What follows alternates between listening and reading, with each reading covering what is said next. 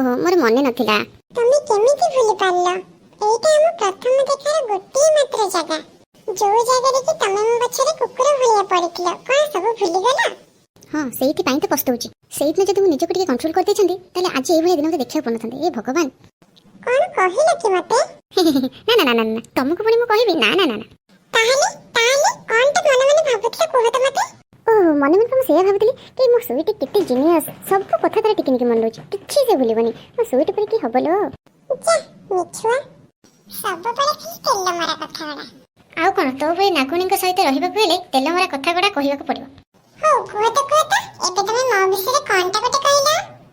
ହଁ ମୋ ଧନ ପରା ଭାବୁଥିବେ କି ମୋ ଗଲୁ କେତେ ଜିନିୟସ୍। ହଁ ସେଇଆ ନୁହେଁ ତ ଆଉ କଣ। ବୋକି କୋଉଠିକାର।